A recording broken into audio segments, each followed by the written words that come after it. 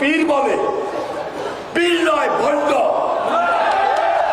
হাসিনাকে সহযোগিতা করে হাসিনার স্থায়িত্ব বাড়িয়ে দেওয়ার ক্ষেত্রে এই চরমোনাই পীর, এই ইসলামিক শাসনতন্ত্র আন্দোলন, এই ফাঁকা মার্কা ছিল বাংলাদেশের মানুষের আরেকটা জাতীয় বেঈমান হিসাবে চিহ্নিত।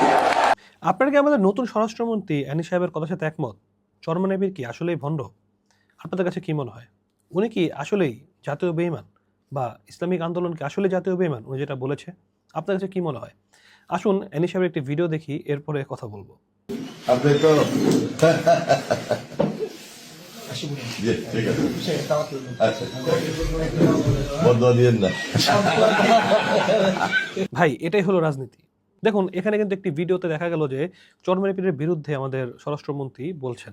আবার আরেকটি ভিডিওতে আমরা দেখলাম যে ওনার সাথে কি কুশল বিনিময় করছেন চরমোনাই পীর সাহেব। তিনি তার গালে এইভাবে করছেন, আবার তিনি বললেন বদদোয়া কিন্তু করেন না। এখন যে চরমোনাই পীর ওনার নামে বদদোয়া করে বা ওনাকে নিয়ে বদদোয়া করে, তাহলে ওনার কি অবস্থা হবে?